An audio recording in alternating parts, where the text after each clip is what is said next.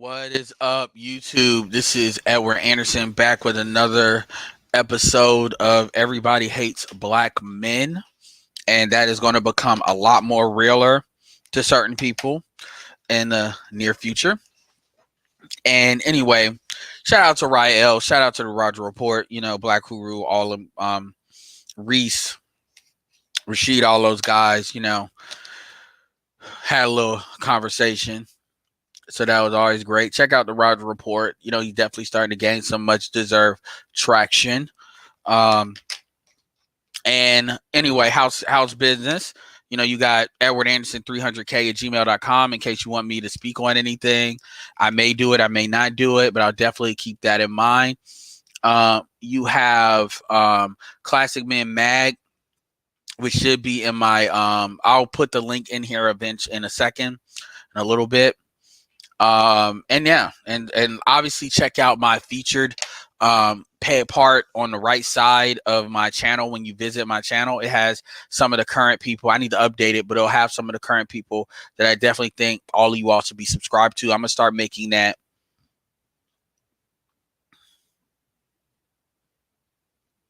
We'll see. I mean, number one, I'm not here. Let's be clear here.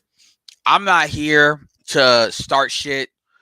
I say what I say. I mean what I mean. It is what it is. Shout out to Craig, the tech guy. Actually, Craig, the tech guy at Dollar Watcher. I definitely I need you to email me if you haven't, or at least if you can. I'm gonna put my email down here. Email me so I have your emails.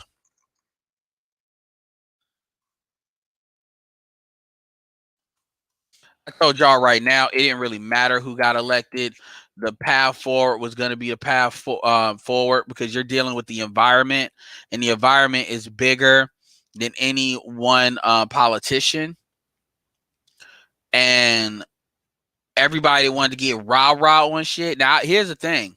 Here's the thing that I find interesting. Number one, I see that there's a lot of air has been let out of people that are Trump supporters, but a lot of air has been let out of a lot of people that are anti-Trump supporters. It's not really a lot of Biden supporters. It's more like at least people that support Trump are standing on something and not just being like against something or on some fear shit. And I can respect that.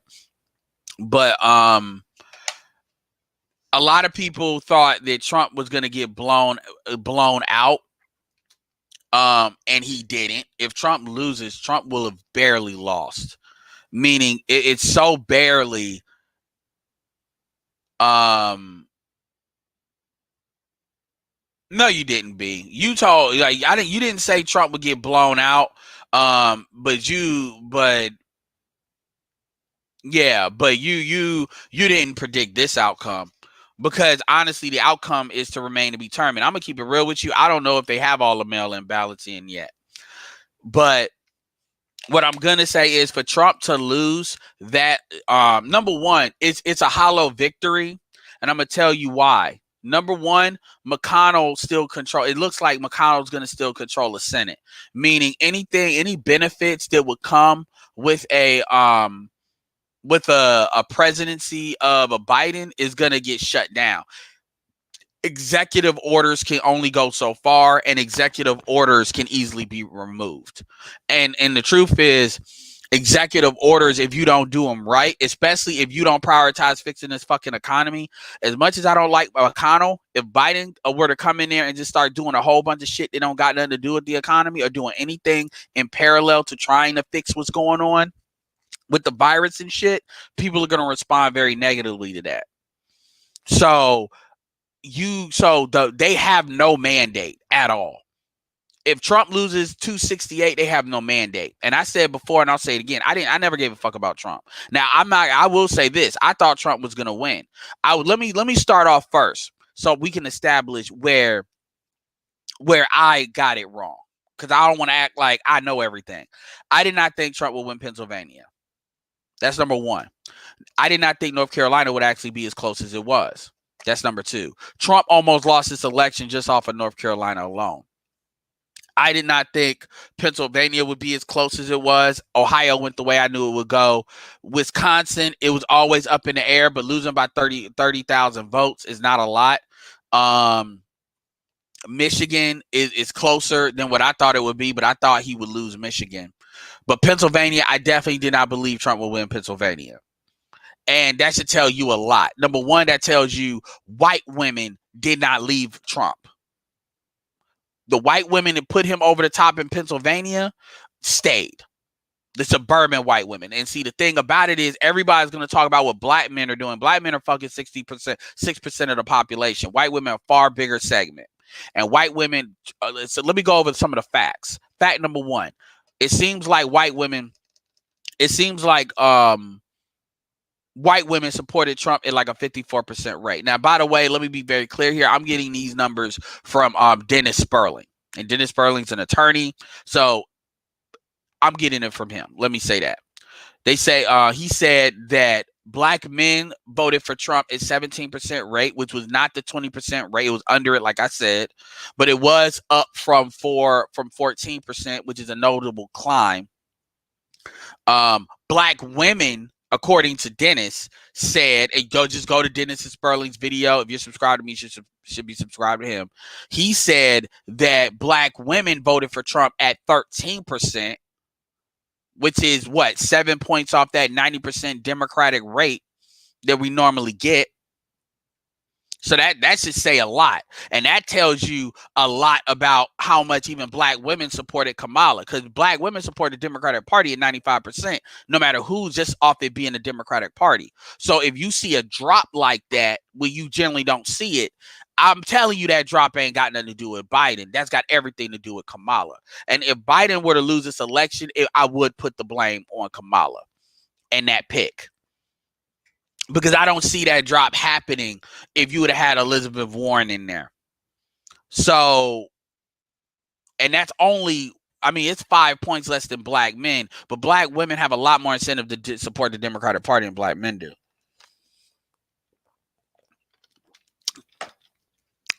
White people, as they often do, support the Republican Party at 54%. So these are the facts. These are some of the exit polling facts. I will be definitely interested to see how certain states played out.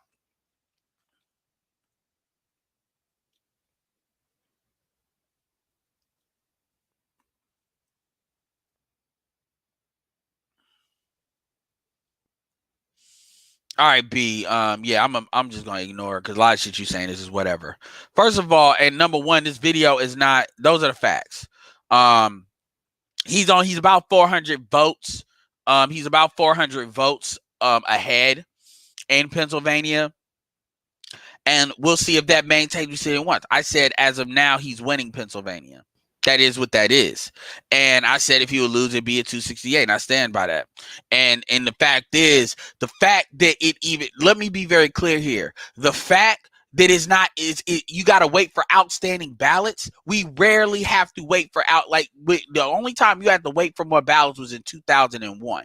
Other than that, you did not have to wait for this. So the fact that it's this close, it doesn't matter. Just like how even though Trump won 320 or 306, I think, of the Electoral College, that doesn't reflect how close Michigan was. And he barely won Michigan, or he barely won Pennsylvania the first time.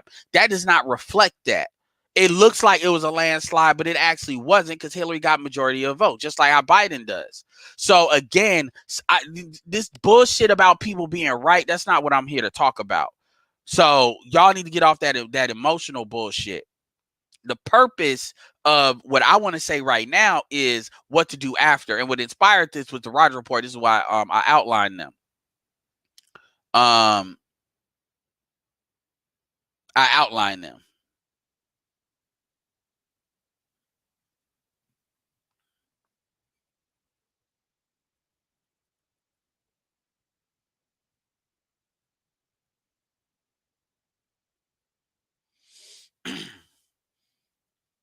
Anyway, Nameless, if you want to come on, you can definitely come on.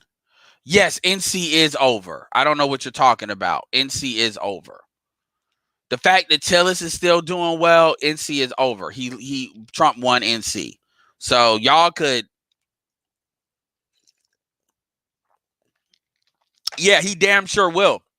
What's up, Dijon? Jonathan Trump got a lot of people killed through COVID, and still, man. Trump got a lot of people killed through COVID, which is not an unreasonable statement you just made.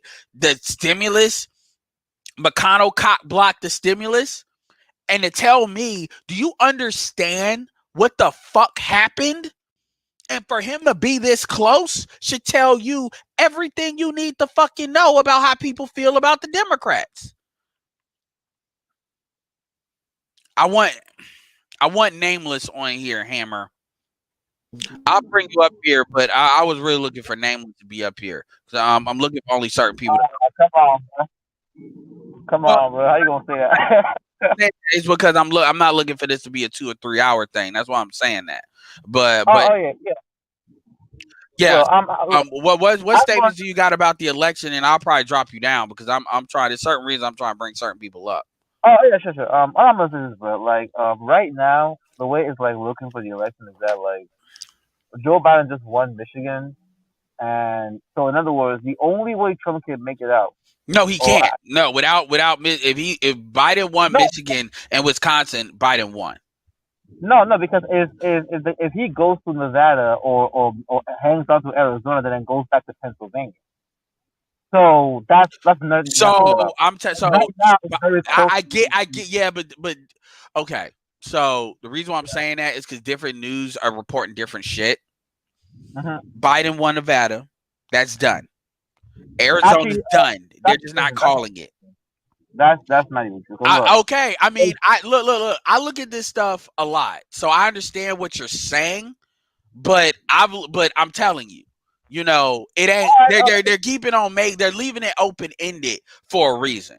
But I'm telling you right now, it's between Wisconsin, Michigan, and Pennsylvania. All that other shit, they just haven't called it. Because and I'm gonna tell you why. Those states don't have large enough populations to swing like that. Nevada is a very small population center. So Nevada tends to go where it goes. And by the way, Harry Reid is still a ghost specter in Nevada. So and then you gotta look at Vegas, even though Vegas is an interesting city, you know, like I said, you know, it ain't a whole bunch of votes in Nevada that's gonna swing it back and forth. So there's no path with Nevada. Arizona, because of that Senate race, I can tell you you can look at the Senate races and give a good indication in a lot of states as to where they're going. So actually, I disagree with you because look, if you look at Michigan, right, and you look at how John James pulled out, but Trump actually lost that state, so that is not always, you know, a reflection of yes, it depends. It depends on the state. But my point is, I'm not really here. I was here to just say it what it is. I'm not here to play hope games about. I really don't give a damn about who wins. Honestly, I really don't, because I actually have contingencies. And I'm not beating you up because I'm just saying I have contingencies no matter who wins. And everybody's kind of the thing about it is you have people that are hoping that one side wins or another side. I honestly don't care. Like, I did not vote for either one of them. I voted for the Constitution candidate on my ticket, and then I voted depending on what the situation was. I voted actually for both parties in my state, depending, because I have unique things I'm trying to look to get done in this state, like marijuana be legalized and shit like that.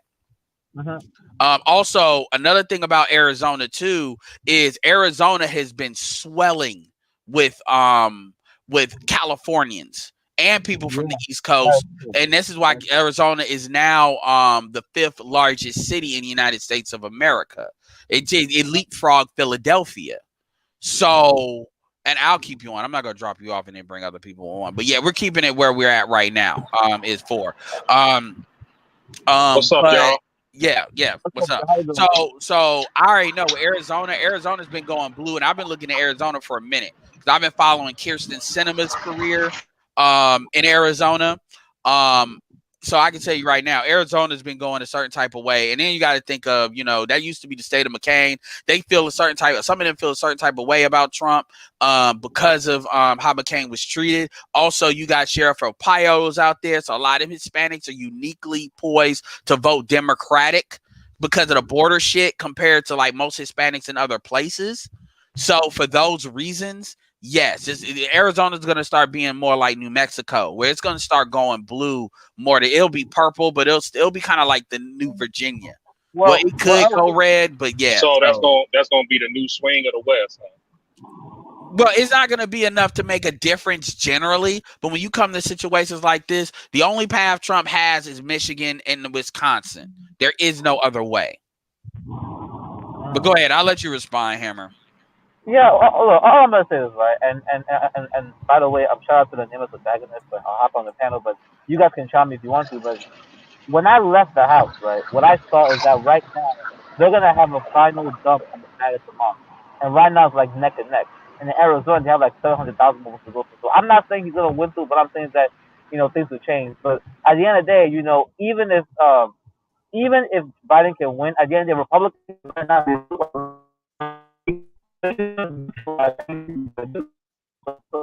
You're Borgin. Is that me? That might have been me. Yeah, and I'm gonna tell you, we're going to make the assumption that Biden won for the participants of this conversation. This is not a conversation. Okay. I hear what you're saying. I'm saying that now, Hammer. This is not going to be a what if scenario because I mean shit is going to go the way it's always been going if Trump wins. But anyway, Hammer, make sure you email. I'm gonna put my email in the back chat or since you're up here, put your email in the private chat and Craig, the tech guy. I got some tech questions, some other stuff I want to talk about. Am I coming in? You about? And so make sure you email me, okay? Hey, Hammer, you going in and out, bro? Really? Okay, you guys hear me now? Am I good now? Yeah. Yeah, you're going in and out. And then y'all, Pharaoh, you already did. Nameless, if you could put your email in here, and Hammer, put your email in the private chat. Yeah. So anyway, before I get everybody else in, I just wanted to make that clear. Now, if you all want to make your statement as far as where things could go, I'm gonna let y'all make that on this first round because I'm just saying that now, and then we'll move on. Going forward, we're gonna assume Biden won, but after because I want to give y'all a chance to give y'all opinions on that, but understand that everybody. I was never on this. You all saw me change with that once Amy Barrett got in there. And you all might hear me say, I don't give a shit about who's in there because those Supreme Court picks was the main thing I was looking for. And so when that flipped, I really could care less if Trump is in there again. And that was the main all of this melancholy about, about Biden winning, like the world is over. I mean, come on. We're black men. This shit, come on now. I don't know why everybody had their chest out so hard, like y'all thought Trump was gonna be a new black man, and I'm like that shit. Like our shit is a more longer term fight. We have to look at this stuff from election cycles, and I would tell any of you all go check out Dennis Sperling's video about black men you won. Oh yeah. Yeah, check that out. Yeah. So anyway, go ahead, Pharaoh, and then we'll get the name. Question. Before I start getting to my monologue, did Nevada come to a decision? Because I got a troll. I don't know if he's trolling, but somebody saying he won. Yeah, Biden won Nevada. I mean, they haven't come to an official position, but it's going. It's going the way of Biden. It's not really in the. When you look at how many votes there are to count, it's not enough to flip it. It's just not. No, I'm talking about. So are we still waiting for other states? Or? Right now, okay. The only state we're waiting for right now is Nevada and Arizona. And no, okay. Look, I'm looking at the map right now. Can I break this down real quick? Let me break this down. All right. So here's what's happening. As it stands, if nothing changes, Biden gets Michigan. We're waiting on 1% confirmation. I'm gonna talk about that in a second. And we're waiting on Nevada, which has 75% left recording. Biden is ahead by 8,000 votes. So if he gets this, Biden has 270. He's ahead where? In Nevada. Nevada. So let me give you the breakdown. Closed it yet. So none of it's closed at all. So nothing's done. So let me give you the district breakdown because this is important. There are only 2 districts in Nevada that actually didn't flip Republican. Reno and Las Vegas. So and it's looking very similar to when we go out to Michigan. Remember yesterday when we were up here and we talked about how Flint was actually red? Yeah. Well, something weird happened last night. I think what they were trying to say is that a lot of the early voting wasn't being counted. So right now, when you look at the Michigan map, you've got Marquette, however you say that, Detroit, Flint, and Lansing. Those are the only Democratic centers. Everything else is Republican. Meaning they probably, if you want to play shenaniganry, I mean, there's a lot of people talking about, voter manipulation going on out there and possibly suppression. People need to stop doing that. I have no clue what's happening, but all I'm saying is last night it looked one way, and then a lot of votes came in the other direction. The second I woke up this morning, it was strange. Yeah, because he was up 200K in Michigan.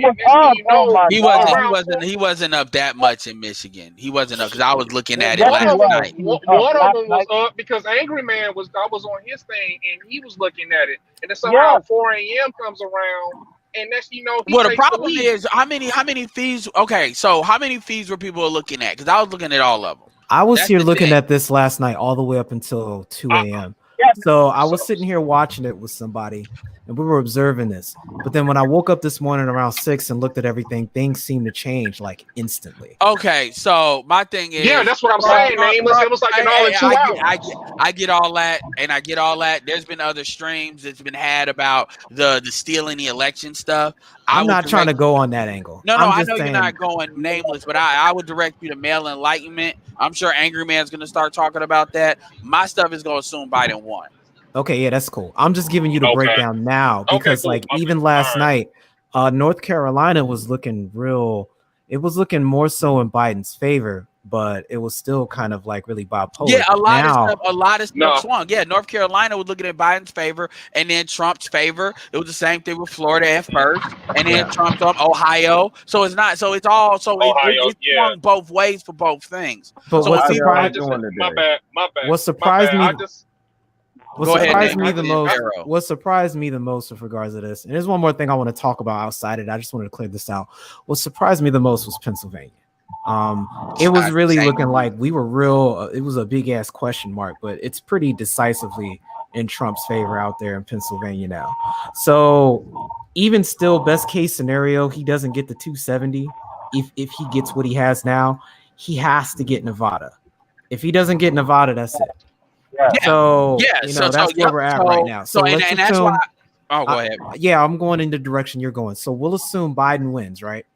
I think, and to touch on what Dennis Sperling was talking about, I'll drop another link in the chat for you guys so you can look at the actual data he was referring to. This is the exit poll information. The exit poll. Well, I'll put it in front. Oh, I don't have the. Yeah, I'll put it in my bad. Don't worry about trying to mob me up because I don't want them complaining about me being mod. It's not a big deal. Y'all complain, y'all gonna get timed out because I mod up a lot of people. That's what I'm gonna start doing on that shit. Because Marco, you got modded up, I think. But so anyway, put in the back chat and I'll put it in. I actually gotta bring up this video. Yeah, I just put it. So what I think is important are a few things. Number one, Black men had the smallest voter turnout of every demographic they measured, period. We're at 5%. Everybody else had a higher percentage than we did. Of the Black men that did vote, 80% of Black men voted for Biden, 18% voted for Trump, but there's a 2% margin of individuals who voted for something else entirely different. I'm in that. Which is interesting because it speaks to what Dennis Sperling was talking about in his last video. But as a group, we voted 87% for Biden as a whole. And I think the other thing I think was interesting, and I'm going to stop off after that, is when you look at the way white people voted, you had among white men, 58% voted for Donald Trump. Then you had for white women, you had 55% vote for Trump. So it was more than half of them voted what they were interested in. Goes back to what his video was saying. And then when you break that down and look at the amount of individuals that were voting Democratic across the other demographics, because what surprised them was Black men and the Latino vote. they're still overwhelmingly Democratic, but much more of them voted for Trump than they anticipated. And so I think this is pretty much going to change the landscape with regards to how they're going to approach the Black and Latino vote, but specifically Black men. Because one, we're not turning out in the same numbers, and two, when we are turning out, we're not voting the way our aggregate does at all. There is a sharp divide between Black men and Black women. And absolutely, and that was the themes that I kept saying. When you saw me getting into arguments when I was being called a liberal and called whatever on some of these other panels, that's what I was saying. I was saying Black men are gonna stay their ass home because they're gonna be on the Corey Holcomb shit. That is some goofy shit. You know, that shit don't matter. And Tariq Nasheed and Professor Black Truth. If you ain't get what you want, just don't vote. And then me, I had other shit to vote for, so I made sure I either say, all right, I gotta fill out the Constitution and let me deal with this other shit that's going on in my state. And then you had, and by the way, 18% is close to 20. So It's not like the dudes are that far off. And here's the thing: as you see these millennials, even though younger people don't vote like that, start to get older, and they are not as tied to the big mama's dead bullshit. Which, by the way, a lot of Black men not coming out, with you see these numbers, and this didn't affect. If Biden barely wins, guess what? You could have split. It's a big difference between McConnell having power and Schumer having power with Biden and Pelosi in there. McConnell can shut all that shit down just to hold out and say, I'll deal with the public 2 years later. They'll be all right because I've done that before with Obama. I don't give a fuck about you either. You know, and I could get Obamacare eliminated just by having Barrett in there. That's why he rushed her in there. So Black men would have made the difference in a lot of these key states. When it comes to, like, they would have made the difference in North Carolina. They would have made the difference in a lot of these politicians that they needed to flip. Because I'm looking at this power. Like, for instance, they talking about in Georgia, David Perdue versus John Ossoff, 200-something thousand votes, Black 150 ahead. That could have made a difference. And by the way, for everybody that want to come for Black men's head, can you please say the numbers for Black women voting for Trump? You had actually, well, compared to us, they had an 8%. So they had 8% what? They had 8% turnout for voting for Trump. Yeah. So here's what it looks like: 1 in 5 Black men vote for Trump, then 1 in 10 Black women vote for Trump in the same regards. We do it twice the rate as them, basically. Yep. And here's another thing too. Black women probably voted more though? They did. So, you know, they voted almost as much as Latino women did. So, but among non-white people, we didn't have a big turnout, like, comparatively speaking. But I think the trends in how we vote Democratic is really what they're paying attention to. To speak to your point, we could have flipped key spots where they lost to the Republican angle just off the strength of not supporting the Democratic option. And then I think, again, what they're looking at is our percentage of participation. They only got 5% of Black men. Imagine if they got more. And that's the conversation at this point going forward that all of them are looking at. And how do we keep Black men? And the other side is like, are they enough to help us flip and hinder and be an antagonist to areas that we can then gain control over? Okay, so let me flip it to PK King, you go, then we'll get Pablo because I know he's been waiting. So I was just gonna say, I'm not really sure that the Democrats are gonna change their tune after this election cycle. I agree. I'm not sure. Their motto up until this point, really up until the last couple of weeks of the election, really they didn't cater Black men style. Right. So I'm not really sure that they're going to change their Big Mama's house because of the demographics and the exit polling. I'm not sure that they're going to do that. I think that's a bit of a That's an assumption. We don't know. We'll have to. I mean, he said. I mean, I get it. I mean, Nameless wasn't saying that like it's an absolute. He was saying that may be on the table. We will, and Dennis Sperling was kind of saying that too. We will see if that happens. If it doesn't, I mean, we won't be surprised if it doesn't happen. But I don't think that was like a prediction that it will. I think a prediction that it might be something to look at. I do believe though.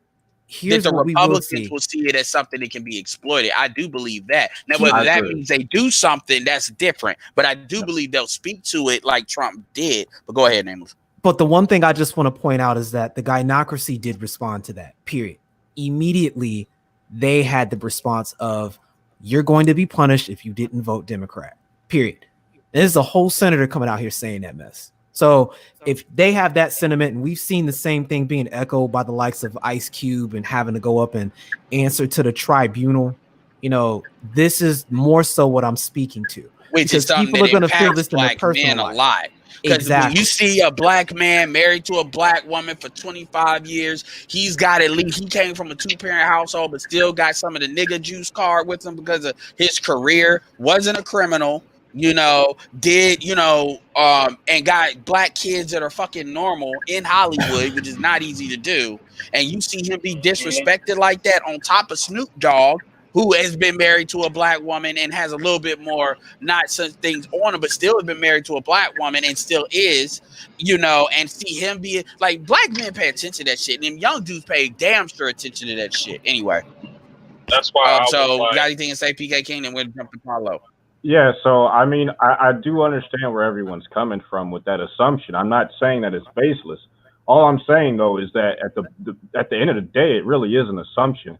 I mean, just because one arm of power decided to dialogue, or really not dialogue, threaten, is what happened. The gynocracy came out to threaten black men about their voting choices. That doesn't necessarily mean that the outcome of that is going to be that they're going to deal with you. And when we're talking about two different arms of power here, we're talking about the gynocracy as a. I'm sorry. So I guess what are you coming down? What are you coming down to? Is I guess is what my question is. As far as what? Like, so you're saying, well, just because one group threatens you doesn't mean the other group's gonna deal with you. Most black, like, understand this isn't a pro Republican, pro Dick Ride, the Republican, the Dick Ride Trump channel. So all of that kind of, it goes without saying. I get what you're saying. I just want to let you know all of that goes without saying on my channel, because I'm not out here evangelizing black men to vote necessarily Republican, or vote or pray to Trump. So I guess you're saying that doesn't mean that they're going to deal with you. That's kind of something you deal with once you do what you need to do. But the point of what Dennis Sperling said is that black men said they were going to vote for what's in their best interest, and they actually did it. It would have been a failure if black men would have talked all this shit and then less black men voted for Trump than in the previous election. So in that alone, it says that it's a credible threat. Now, what people do with that, I'm going to go with Ice Cube said. I don't know. And they may not do shit. But at the end of the day, they shows that here's the thing. Fuck the Republicans. If black men keep doing that, the Democrats won't get elected. And even if the Republicans don't do shit for you, that still remains true. But go ahead. And here's the one thing I want to say. Here's the one thing I want to say with that, because right now, if you listen to the major media outlets, they're talking about this right now and they're baffled. You have to understand, they make predictions, and from their point of view, if they were wrong, for them, they look at it like, they're not capable. I mean, I'm not saying, we already know facetiously, it's the media, right? But at the end of the day, the people who make it a job to make these predictions, because that's how they dictate how budgets get spent for these kind of things, they're noticing these changes. They're having these conversations. They thought, for example, and this is how off base they've been. They thought that all black people were going to blindly co-sign Black Lives Matter, and that the Hispanic vote would just fall in line with that instantly as well, just because they generally say the two demographics in the same breath. For sure. They're just now finding these things out, for example. I wasn't trying to speak broadly. No, I'm going to let you get your complete thought out. My bad. So yeah, definitely. Yeah, I'm sorry about that. I don't know. Maybe it got lost in translation. I wasn't trying to speak broadly to a Republican base. What I was speaking to was specifically the gynocracy when we were talking about Maxine Waters and how she came out and opposed black men on that subject of voting in their own interest, right? That's what I was speaking to specifically. That doesn't necessarily, like I said, and what I was trying to get to is the idea that just because Maxine Waters comes out and different people from the Democratic side of the aisle come out and say, hey, we're going to do this to black men if you don't vote the way that we want you to vote, doesn't necessarily mean that that who you're dealing with, them as the black side of the gynocracy, is the only problem that you got. That's all I'm getting at. Okay, so what is the other problem? What is the other problem? Well, we're talking about the entire Democratic Party when you start to talk about just the gynocracy coming out to speak to you. That's only one wing of the party. They're not the entire party. They're not the Democratic Party. Okay, no, absolutely, but that kind of goes without saying. I mean, in this space, they're constantly railing against the entire Democratic Party. The gynocracy is what we deal with because that's just the department that we deal with the most. But when you look at benign neglect, which is something that's broad towards all black people, even black women can get mad about the women of color shit because that's a way of minority. So when it comes to black men, problem with the Democratic Party is really the gynocracy, and that the Democratic Party basically feeds black people through the gynocracy. And black men are not considered, but it's not, you don't have to pick either or. It can be really interchangeable. So, you're not gonna, it's interchangeable. So to me, that's kind of a distinction without a difference, because that doesn't change anything we're going to do anyway. So because for instance, the gynocracy, I'll say it this way. I'm not trying to make that case that no. I'm going to say it this way. Do you believe that Maxine Waters would make that statement if she believed that she could be punished by the party for making it? For instance, do you believe that Maxine's statement will ever make that statement when it comes to Hispanics? I don't think she would make that statement about any other demographic. Exactly, because she knows that she will be punished for doing so. So by definition, she is an outlet of the party and she's allowed to do it. And this is why she's not the only one that has done it. You know, Ice Cube, if Ice Cube would have been any other demographic, he would not have been treated the same way. I've seen them treat Richard Spencer with more respect. I saw Roland Martin treat Richard Spencer with more respect than on that interview than he did with Umar Johnson. You're actually helping to lend credence to what I'm actually getting at, which is the broader point that, you know, just because this happened and now black men are actually starting to step away from the party or decide not to vote, doesn't necessarily mean that they're going to change their MO now. That we don't know. That's a wait and see. No, but nobody's really making that assumption. What he's putting out is a possible outcome. Yeah. You're basically declaring it like we said, oh, well, we're done. It's gonna take multiple election cycles of seeing this. I'm not talking about necessarily 4 years, but 2 years to see the same trend. And if you want to, so I get what you're saying, but I think you kind of read it. We were making that to be a conclusion, and this shit is just getting started. Yeah, which I see, because we need to actually see like the main point. You would need to see 2 election cycles. So I'll say within a decade, you can actually see where we started, and you can be able to draw conclusions throughout the 10 years. Okay, so so Pablo, what do you got? I know you've been waiting. Yeah, I didn't wait. What's good, Pablo? Yeah, man. So I just wanted to call in to speak to the mechanics of the voting this year, which is a special situation, and explain why you can go to bed to one condition and wake up to another. So here's the deal. When the states of Pennsylvania, Michigan, Wisconsin, when they were kind of negotiating these rules, the Republicans didn't want a situation where all of these early votes, right, these absentee ballots or early votes were coming in, and which they have kind of studied this and know that most of these would go the way of Biden, because most conservatives like to go in and vote on election day. So they didn't want Joe the plumber to be sitting on his couch looking at election returns and saying, "Oh damn, look at this big huge ass lead Joe Biden has. Fuck it, I ain't gonna vote. He's gonna win." They didn't want that. So what they did, they said, "Look, you can't count these votes until the polls close." Right?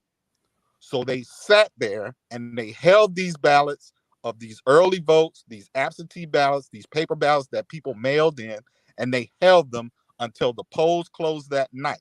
And some of these states even had rules that said they can't even count those until they count the votes of the people that walked in first.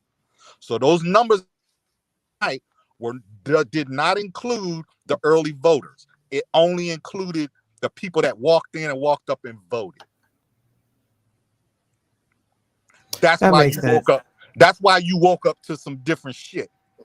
Yeah, okay. That would have definitely scaled real heavy Democrat, because I know a ton of Democratic folks were out there in line. Right, because conservatives, they're traditionalists, right? They want to walk. They want to go in on election day and stand loud and proud and pull the lever or push the button for their candidate. They're traditional in that way. The majority of them, right? And the other thing is, when you have these large population centers, Detroit, Phoenix, Milwaukee, Philadelphia, right? Overwhelmingly Democratic, overwhelmingly blacks, Hispanics, minorities, and liberal whites live in these places. Okay, Trump wins 112 counties in Michigan that have an average population of 1,200 or 1,500 people. But I think you're Borgen, Pablo. Okay. But in Detroit, they have 800,000 votes. So it becomes a numbers game.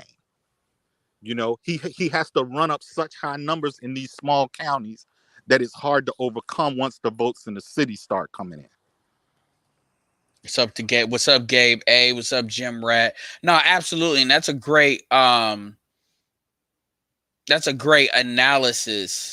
Yeah, I'm gonna give you the link for the show. I'm gonna drop it in the link. I need to start doing that. That's a great analysis. And the thing about it is, so when people are sitting here talking about stealing elections and shit like that, I personally think that shit is stupid. I don't think that's the most responsible thing you can do.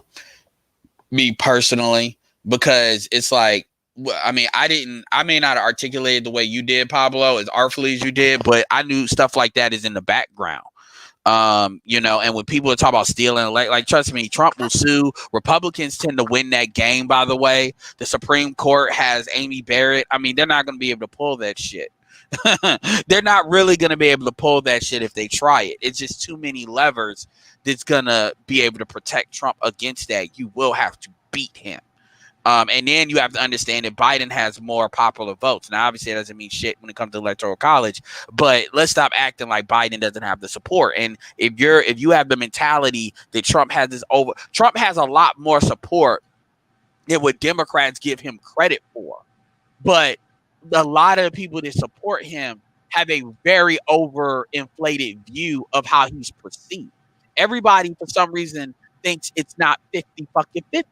Everybody thinks there was going to be a landslide one way or the other. And I've had arguments with two different groups of people, like on the manospheres, but mainly the conservatives. But in real life, oh, God, these niggas, it's like arguing that God is real or not real. I'm like, the magic is just on 9,000. I'm like, nigga, Yeah, but the United States. Like Trump. How could black men hate black women? I'm talking about from niggas. How can black men hate black women? I mean, shit. Shout out to Black Torch. I'm not gonna beat you up, but Black Torch on the channel last time I did it was a perfect example. Well, I don't know, blah blah blah, and I'm glad that we see the numbers, because it's 18%. I told you. But people talk about it will be 30%. I'm like, nigga, what the fuck are you smoking? It's not gonna be 30% yet. You know, that's 10 years from now, maybe. And Trump's not going to be running. Another thing, too, is you got to understand Trump as a unique candidate. So we'll see how people feel about Republicans, because Trump is a unique dude because he's one dude, just like Obama is unique because he was one person. So we'll see. Anyway, go ahead. I think I was just going to say that, you know, to speak to what Brother Pablo was talking about. Yeah, we got to see a little bit of that last night, as far as the way you'll see these major city centers. They'll be sharply blue, and everything around you will be a sea of red. And I think that does play to what you were talking about. And, you know, it speaks to the bigger portion about how people don't understand how important their districts are, and how, you know, the governing bodies that decide that, and how that does change the votes because you can manipulate the demographics. Yeah. So, I mean, and people got to stop looking. So my thing is, even in how the election was going, you could see how the emotions where people were moving back and forth depending on what they thought the results were going. And I said, at the end of the day, if BGS has taught you nothing, the environment is what's going to dictate what these people do.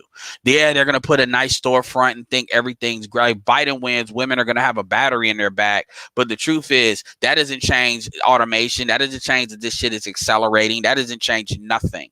And we deal with what's on the ground.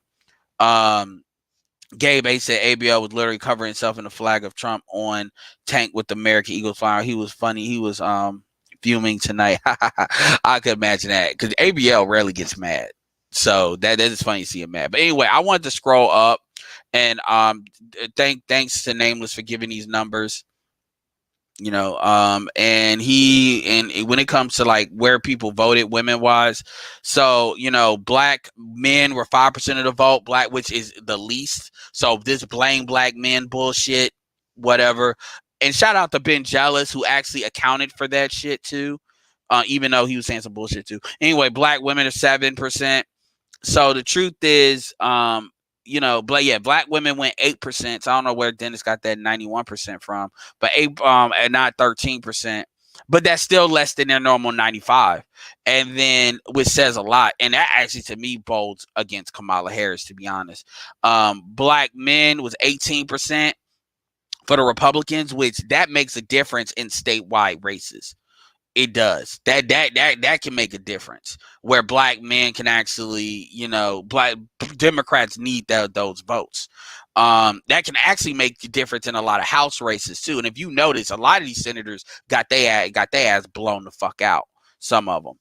And then obviously with white men 58%, white women, the white women part at 55%, and they're 33% of the vote. So white women are more of the vote of black men, black women, Latin men, and Latin women combined. Yeah, my numbers hold that out, right? And they went for Trump 55%. But you will never hear a word about white women you know, supporting Trump. You'll never hear that. And it wasn't just Walmart moms either. Pennsylvania is not man, it was them suburban women that they stayed with Trump. And for you all that don't understand this, Mitt Romney, most Republicans do not get this high of a vote amongst white women. Mitt Romney didn't get this much. Trump is overperforming with white women. And that is something that people do not talk about. Trump has probably done better with white women, I would argue, than even George W. Bush. Well, Republicans learned this lesson of going against Obama. They needed someone charismatic, right? True. And so Trump fit the bill. Now, they didn't like him that much, but they knew he had the charisma and the popular appeal, you know, to speak to the everyman that they needed. See, because Mitt Romney and what was McCain, John McCain before him, they didn't have enough. They were like watching paint dry, to be honest with you. They didn't excite their base enough to beat somebody charismatic like Barack Obama. But they figured with Trump, they could tap into a larger percentage of their base and excite them, and that's why they go with him. And another thing is, when you look at all other races, which are 9%, of the vote, they went for Trump at 37%. They all went for Trump in a lot bigger numbers than even black men and Latin men, Latin women. And so it's easy to say that people like chauvinism, but how do you address the women? You can't. So that's think about it. More white women voted for Trump than voted for Biden. Now Biden still found if he wins, he would still found a way to win despite that. But that tells you a lot. That tells you that there's more people that are okay with the Amy Barrett shit. There's more women that are okay with that pick than what people think. And this is the type of shit that Biden's gonna have to give pause to trying to ram a whole bunch of female bullshit through, because there's going to be consequences to that in the Senate. And I'm gonna tell you, I told y'all before that Pelosi is really going to be running this show, and she's going to pay attention to her own power, because I think Pelosi will become the most powerful person in the Democratic Party now. I think Pelosi will have influence over Biden. So quick update, I just read it just now. They just gave Michigan to Biden. Yeah. So he's at 64. It's a wrap. Yeah, I'm seeing it on CNN right now. And Nevada, it's on Nevada. If Nevada flips, I mean, they're saying 75% has been reported. I don't know what's taking them so long, but I don't know. Like in all paper he could, but I don't see it. But they're saying, okay, so here's the thing with Nevada, to give him, because I beat up on Hammer. It's saying that he's 7 and fucking CNN, fuck CNN, because they be on that bullshit. It's saying he's 7,500 votes ahead, and it's 86% left. So that is enough to move it. I'm gonna tell y'all right now, there's going to be a recount. There's going to be a recount in Nevada. There might be one in Michigan, and there might be one in Pennsylvania. I definitely would do one in Nevada. Hell, they may even do it in Wisconsin. Yeah, because Wisconsin's a small. Yeah, there's definitely going to be a recount. I will say Biden is definitely overperforming in Georgia too. He's gotten his like Georgia. He's got like Democrats are making headway in Georgia, but the problem is they're not picking the right candidates. They want to run this gay shit, and people need to understand. People are not playing with their ass. Like, well, white supremacy. Well, dude, white supremacy is just as bad as this gay shit. And to a lot of people, that immigrant shit, it's like Dennis Sperling said, it's a distinction without a difference at this point. It's pick your poison. Unfortunately, a lot of people don't realize this, but Georgia is actually one of the gay meccas.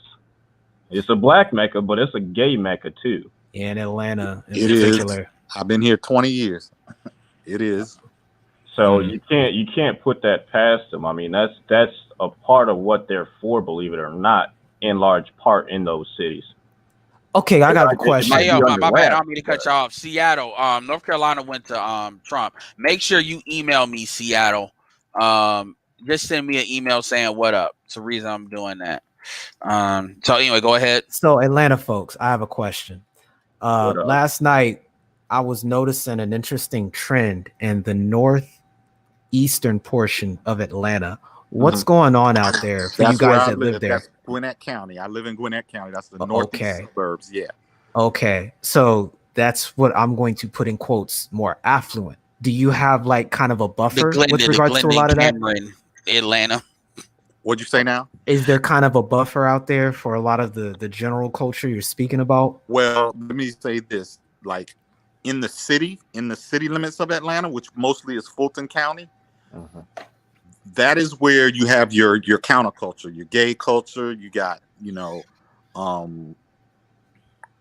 really far left type of stuff, right? In the suburbs, it's more your liberal soccer mom, right? You got your liberal soccer moms and stuff out here. Now there's an enclave in North Fulton County where I work, Johns Creek, that is heavy Republican, and it's predominantly white and Asian. Okay, but they don't have enough numbers. Gotcha. Right. To overthrow, to overthrow the chocolate city down there. So okay, because I was noticing a trend, and I was using this as an opportunity to kind of understand politically what's going on with these cities and immediately outside of them as far as demographics and voting trends go. We got off of it so quick yesterday. I didn't have the time to break it down to you because I was going to explain like the demographic breakdown of those different districts in Atlanta, like the Atlanta metropolitan area, as opposed to some of those suburban areas and more affluent areas, so to speak. You got to go 40 to 50 miles out of the city before you start getting into really Republican enclaves like Forsyth County, Cherokee County, and stuff like that. So I really didn't have the time because it seemed like we moved on from that topic so quickly. I couldn't really address it adequately, but I was going to get to that, but I never got a chance to. So sorry about that. Oh, no big deal, family. Yeah, and also thanks for breaking that down. I mean, this is good to sit down and chop it up with info like this because I think, the advantage of this is understanding where Black men live in general, what our political leanings are, can put us in a position to have, more dexterity when it comes to understanding how our local and state laws are going, so we can have that extra influence there. Because as soon as this election is over, it's going to be crickets as far as a lot of that stuff is concerned. Oh, yeah. And that's one thing. And like I said, I didn't want this to go on forever. But one of the things that Black men need to understand is, part of the work of getting your message out, because we all agree on a lot of similar things, it is not necessarily waiting until it's time to vote. Like, for instance, you got guys, one of the blessings, and I hate to say that, it sounds magical, or the good things in the manosphere is the rise of, it seems like, a lot of PhDs that decided to come into this space. Because one thing is, number one, they're already doing the work, but number two, we can put either subscribership, like if you want to support them on the free side, number one, you all should be able to easily, whether it's Green Gorilla, whether it's Dr. Yashawn Johnson, Dr. Tommy Curry, you all should be able to easily share their information on Facebook without worrying about any hate speech bullshit, as a way to show that there is scholarship behind what we say. That's number one. Number two, you all should be able to throw them a couple of super chats here or there to let them know you appreciate what they're bringing to the table. And it gives a different type of credibility to the manosphere. So we definitely need to be supporting them. And these are the guys that if they ever decide to seriously interview people, those are the guys that are going to get interviewed. Those are the guys that are going to get talked to. Those are the guys that are going to be able to, or those are one aspect. They're not the only ones, but they open up another front that might not have been open to us before. Because obviously with your angry mans, your male enlightenments, they can definitely make headway on social media, and that's a whole front. But the other front about getting on these, like Dennis Sperling is on a lot of, he's not a PhD, but he's a lawyer and he's spoken about these things. Dennis Sperling is on, like, I guess his local Houston news show. And they have these it's not just him, it's another dude, a couple other dudes on there too. So those clips can be shared. And he's a guy that you cannot say shit about him. He has been married, he has been divorced, he's dealt with that in court, he has a baby mama, he's been overseas, he has property overseas, he's a millionaire attorney. So he understands the ADO situation. And is one of us on that. So he's covered. You can't say shit about him. So it's almost like not having the shield, and he be able to take that sword. He's got 3 sons. I've seen some of the videos he does about, he goes about raising his sons in a red pill way, which a lot of people don't even talk about. And so you got them, you got Dr. Yashawn Johnson, which definitely gives the BGS, even though BGS doesn't need more clout, it opens up multiple fronts. And the votes are not the biggest thing. The biggest thing is getting your message out and shutting down anybody that tries to make them look as dumb as possible. That is going to be the work. And if you see some of these younger dudes with what they're already on, is they turn 18, or some of these people even get a hold of our shit even younger than that, they're going to need to hear from dudes like that to know there is depth behind what they feel and what the fuck we're saying. It's not some motherfuckers that's just on YouTube saying shit. Anyway, I want you all's thoughts about that. We're going to start with Pharaoh. If Pharaoh's still on here. No, he's not still on here. My bad. I did drop the link. Pharaoh. Is Pharaoh now? Okay, so Pharaoh, we're going to... Did you hear what I said? Hello? All right, we're going to start with Pablo. What do you think about what I said? So now you were talking mostly about the brothers who are PhDs in the space, right? Well, there's And other brothers too. I mentioned Dennis Sperling because I want right, the dudes that are making money, that are willing to put themselves out there, like put themselves on camera, right. and stand. I'm not saying that other people. I get why, because I don't put myself out there like that. Those dudes, so dudes that can open up different lanes based Yeah, on the PhDs are one of them. The successful MOT is another example of yeah. that The too. By the way, businessman. yeah, Yeah, absolutely, man. You need a diverse conglomerate of men, lending their voices, to the situation. I myself, I work in government, have all my life, all my adult life anyway. I don't have a PhD, but I do have a master's degree, so I understand research and how to go about it. So you need people from all different walks of life to make the thing work. And black men, in this space especially, we have a very diverse group of guys that bring all types of different expertise. Tech is one of the big ones. I love what SKC is doing with his video production and stuff like that for different content creators.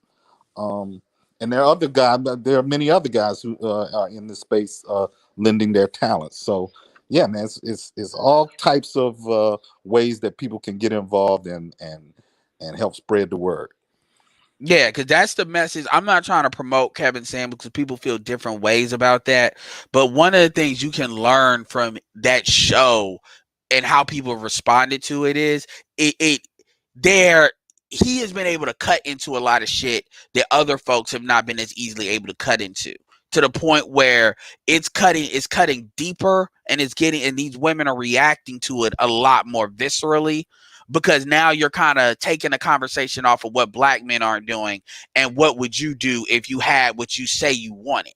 And that I've seen people come at me about his show. I'm talking females out of fucking nowhere. And Kevin has not been. I mean, I've gone back to past stuff as far as what Kevin Wu is doing YouTube hangouts and shit. But the point is, Dennis Sperling, for people to say, "Oh, well, Kevin, blah blah blah." Okay, well, Dennis Sperling ain't Kevin. Okay, and Kevin Sperling's got more money. He's been married, been divorced, dealt with baby mamas. So my thing is, you don't have to like Kevin. Dennis Sperling does the same shit. It's just he doesn't have a show about it. So Right. my He didn't point have is, live listeners. exactly. So my point is, if you don't like Kevin, then at least share him. There's other people you can share, which is my point. That you can put out there that says things in a certain type of way that's not like with the women are. Like, there's a channel called Mediocre Tutorials and Reviews. This guy's light skinned dude. If you listen to his channel, he is very measured in how he says what he says. He kind of focuses on more the logic of the situation. He's definitely one of us, but he goes about it in a way that if you're like a red meat type of dude, he's not necessarily going to give you that. But I see how women react to what he says. Most women are actually, they like how he says what he says, but there's still a lot of women that say this is the most toxic channel I've ever heard. And I say, so you basically, anything that's not Derek Jackson to you is toxic, is what you're telling me. And these are dudes that are good barometers, because if you take dudes that are not as hardcore or the least hardcore of us, and women are still responding to it in a very visceral way, then it makes it a lot more obvious to people that we do need to convince that we're not the problem. They just don't want to hear jack shit. Yeah. Well, Edward, let me ask you this. You've been in this space for a minute, and I've listened to you for quite a bit. Why do you think there's a contingent of guys in this space who it's like they can't accept Kevin doing what Kevin does, and Angry Man doing what Angry Man does, and Obsidian doing what Obsidian does? It's like, I don't want to eat Ruth's Chris every night, right? But I don't want to eat Burger King every night either. And I don't want to go to Pizza Hut every night either. Can I address that after him? Yeah, absolutely. To answer the question very quickly, number one, some people get caught up too much in the politics of the manosphere, and they don't focus enough on what the broader picture is, and they don't see the value of experimentation. to me, Kevin has been like a successful experiment. And if he benefits from it with his channel personally, then all the power to it. But there's a lot to be learned from how people have reacted to his channel. But yeah, it's the politics of it, and it's what people see. People think somebody like Kevin is going to be the representative of what the manosphere is. And my thing is, the manosphere is nobody is above the manosphere.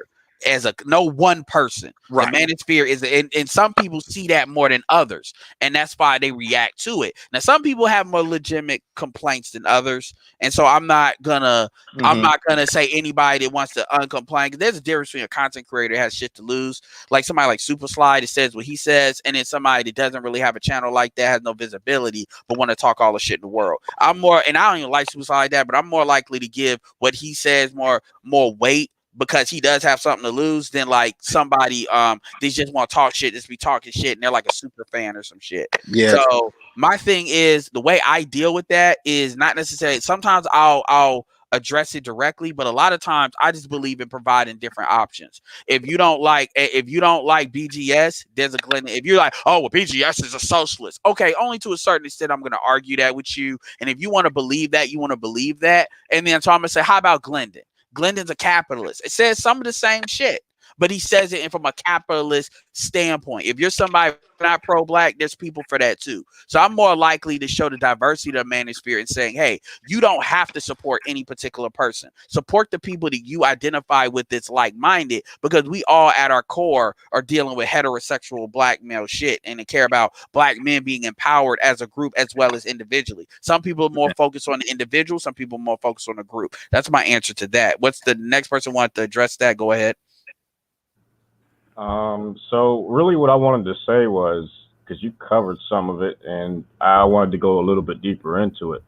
I think that a lot of people's issue with Kevin Samuels seems to be, to me, that it's a failure to compartmentalize properly. And what I mean by that is that they don't see his usefulness in the work that he has done. They think that what he's doing is not very useful or helpful to their cause. And then you have to go and analyze whatever their cause is. Their cause generally seems to be more in line with what I would consider to be more blue pill logic or left wing ideology.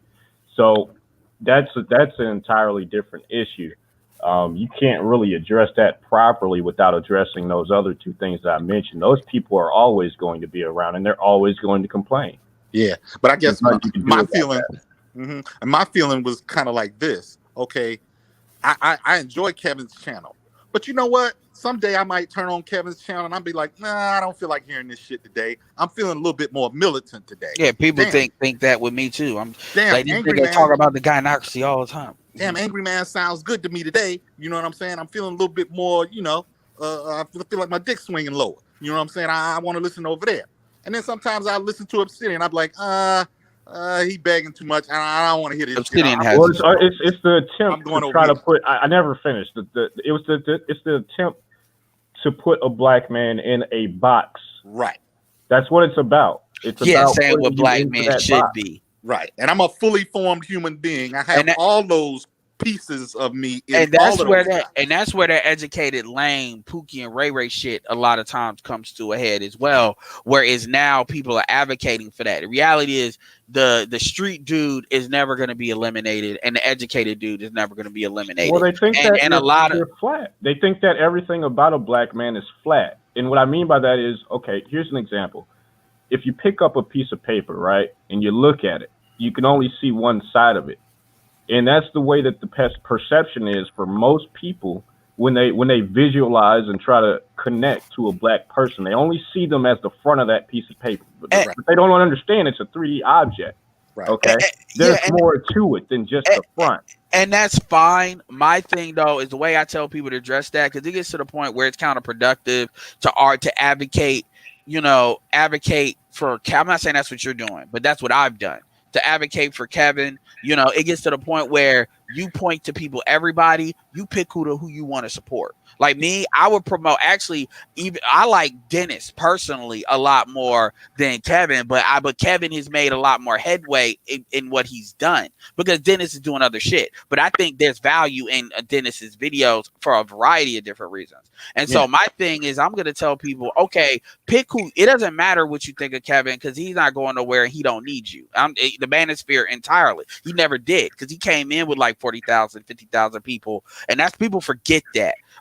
But there's other people. There's other people. Just like you don't have to like BGS. You don't have to like me. This is why, I'm saying promote Nameless. Some people don't like how I go about saying things.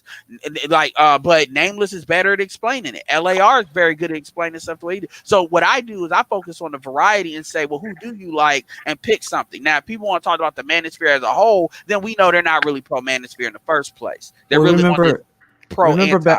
Remember back in the day, it was like Black folks couldn't just have one favorite rapper.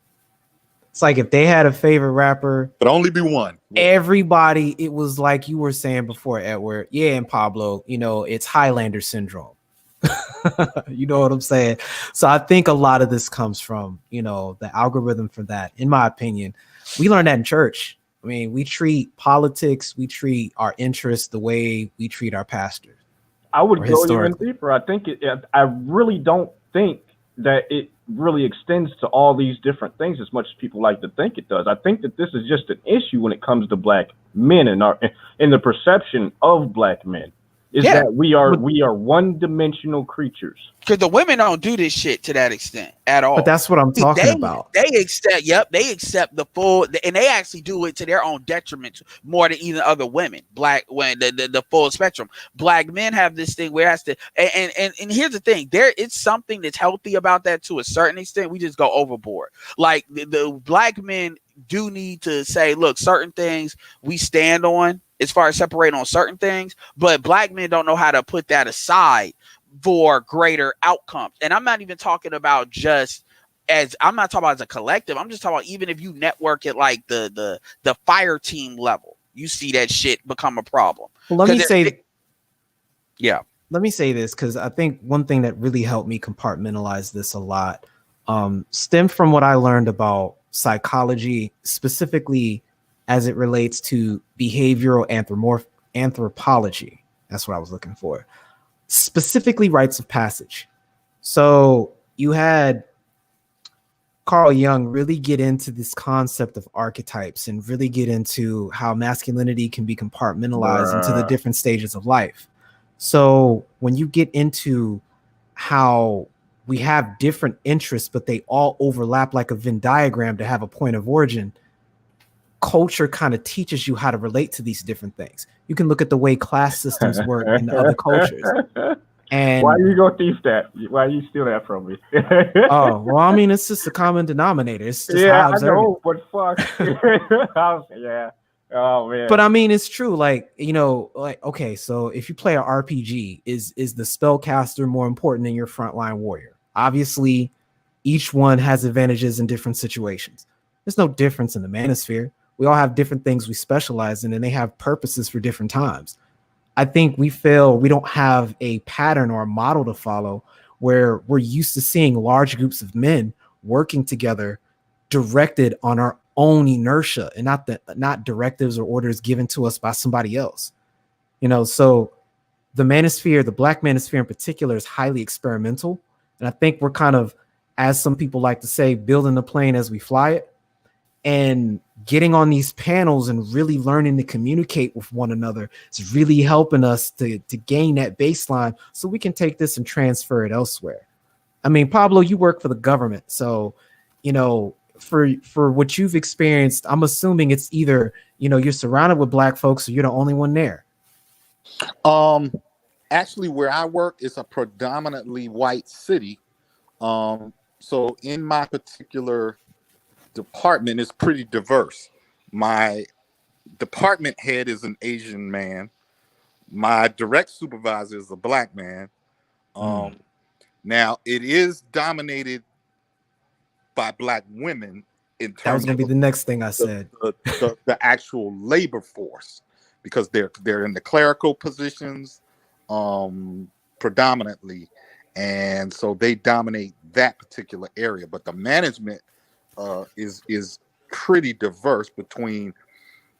We have 2 black males that run 2 different departments. One in finance, and one in my department, which is code compliance. So, because ironically, well, what I deal with, my 2 direct managers, well, not my 2, but like the 2 above me are black men. So they're there. One of them's African, one of them is African American. Actually, I got 3. One's African, one's Zimbabwean, one's Caribbean, and one's African American. So, and then you got but a lot of the people you deal with, as far as like my team, half of them black women, and you got to deal with, you can't be direct with their ass. You got to, versus black men, you can say it's either happening or it's not happening, and then so what to do. But anyway, my thing that I want that I want to, and I'm about to wrap this up too, let everybody get their final thoughts. I appreciate you being on, Pablo. It's the first time you've been on. Nameless, I did make you a moderator. I believe I made you my PK King. All of y'all, make sure y'all email me. Look at the email me. Gabe A, you too. Email me. There's a reason why I'm saying that. Don't worry about that, Gabe A. It's the reason I'm saying that. And I'm not putting y'all email in some crazy shit and I'm a RBR you. That's not what I'm doing. So I just want to be clear. I hate that shit. But so that's not what that is. Y'all gonna be getting crazy emails from random shit. It's kind of a contact list kind of thing, and I'll respond to you all individually. But as far as, and definitely you too, Pablo, if you can. But the thing is, at this point, it's time. One of the things that annoys me when it comes to business in this space is everybody loves to talk about investments, and I don't want to call it pie in the sky stuff because it's not. Everything has its validity. I know the validity of crypto. I know the validity of Forex. I know the validity of all these things. But the thing is, the main issue we know black men have, and it's to varying degrees because we have some successful people in the manosphere, but that black men have is they have a revenue problem. And this is one thing. Shout out to Rael and people on Raj Report. They were talking about if you deal with the revenue issue of black men and you show how to create opportunities, whether it's virtual or not virtual, and black men start networking with each other. There's and it's not about everybody's got to be beholden to this ideology or anything, but you see people where people get collective benefits. It creates a kind of compound effect that I think a lot of black men don't think about when they're operating from a hyper individualism standpoint because they haven't really seen it. I have seen this compound effect. I have seen what aggregating like 30,000 or 50,000 unique individuals, and I'm not saying it has to be that amount, could compoundly effectively do. That's 10 times what maybe the sum of the individual parts could equally do. I've seen that. So that's kind of one of the things I want to really work on because I think the manosphere is very hungry for, I think, an acceleration in some things. I've heard that on multiple channels said in multiple different ways. I think we like some of the nigga shit, but that needs to be turned down. The female shit is never going to go away, but some people think that needs to be turned down a little bit, although there's always going to be channels that's going to operate from that standpoint in different vectors. And there's still something to be said about that because we always have new people coming into this space. We have increasingly younger people coming into this space. The manosphere used to be people that were more my age or a little bit younger. Now we're having more and more people that are like 19, 18, some of them less, 20, 21, 22. And I do want to have an answer for them when it comes to different pathways of them increasing their quality of life. One of the guys, Reese, on Rael's shit, not Rael's, Roger's shit, said that these guys want something ready made, and if it ain't that, they don't want to hear. Well, I'm not gonna give you ready made shit because that's not what manhood is. But I will give you A to Z, A B C D all included in different pathways of doing what you want to do. It just depends on what the fuck you want to do. And if we can aggregate that, then I think we could be a force. The biggest issue with the manosphere is we don't have an economy around it. And if we create an economy, then we insulate a lot of different things. We make it so we insulate this to be beyond YouTube, to be beyond any one social media thing. It creates opportunities to attract people to us that might not have been attracted to us. It puts us in different markets. I'll give you a perfect example. Any of you all that know Ticket TV's channel, I've seen his channel grow. I've seen him hustle his channel as far as building it, doing a lot of videos. Tiggy TV, the last 3 videos, he interviewed NBA players. And this is a guide. If you want to come up to his channel via StreamYard and talk basketball, you actually could. If I wanted to actually come up there and talk to CJ Watson, who he was on the Bulls for a while, he's one of the journeyman players, but some people know him because he's made some big shots. And there was people that were on the Lakers when Kobe was on there. He built his channel and he did that. And that was just in the sports realm. And I see that potential with a lot of bigger channels. I see a lot of new YouTubers that we can rail, like even take somebody like Nameless. Nameless is kind of like King Sigma. And, you saw the videos King Sigma did were pointing out like a lot of what white people did, white men did, like, as far as dealing with Bottom Show Brad and how those videos caught like 200,000 views, how he broke the Pope situation. And the manosphere, one of the things we should be able to do, even without money, is to railgun channels and get them to like 2,000, 3,000, 5,000 quickly. Because if the algorithm sees that, then that allows us to control the algorithm and railgun certain messages we otherwise wouldn't, that can expose to certain black men at our target market that we might not be able to reach. And so that doesn't even require money. So my point is, some of the things I'm going to be looking at, and I want to be real careful about this because I only got one. I'm almost finished. I only got one shot because of reputation and how niggas are. And I get that. I only got one shot to introduce something to the manosphere, and it has to work. It has to work, and it can't be on some bullshit, because then in this space, I'm not going to be able to introduce another thing. So that's why I've always been very, very careful about even some of the affiliate marketing stuff that I talk about. I've been very, very careful not to push some shit out that I don't think could benefit the majority. And when I say the majority, I'm not talking about just content creators. I'm talking about people that listen, people that donate in different ways. There's something that's reasonable, because I do not want to be seen as like a guy that's just out here to suck up money, because that'll fuck with a lot of shit that I'm trying to do in this space. So yeah, and I'm gonna give you an example. You see what Norris Black just said? This is a perfect example of why I'm saying that. Because you know how black people are in this space. I mean, take Boyce Watkins for example. I don't believe Boyce Watkins is the best person you should be getting stock advice from, right? But anybody can agree that black people should self-educate themselves more about the stock market. Would you agree with that? Any of you all disagree with that? No, that's very accurate. We all need to be more financially literate. Yeah. So, okay. So I assume everybody agrees with that. And I said self-educate, not necessarily. Yep. You agree, Name? Yeah, because there's a lot of folks that are at my job that I learn a lot of this from, unfortunately. Because we've got TSP. Government workers know about the TSP and all of that. There's ways we can diversify our portfolio just off the strength of that. And yes, a Marco, lot of folks, email me. Make sure you email me. Yeah, a lot of folks got paid off of, how that works, but these aren't things I heard from folks that look like me. But I've been able to put other folks onto that, just from me learning. So we definitely need to communicate more about that and recognize the value in it. Yeah, and absolutely. And so I say that because we know how black men are. Like, obviously, there's a contingent of black men when it comes to business. They're kicking ass and taking names. But you also have people that are in certain groups where we know how black men can be when it comes to business. And unfortunately, I have found it's easier to deal with black women when it comes to business than it is black men. Because black men they'll just get crazy about certain shit, and they'll start evangelizing against you. I know you're joking, but I put that out there because there's certain people that anything they like. For instance, real estate, you can lose a lot of money.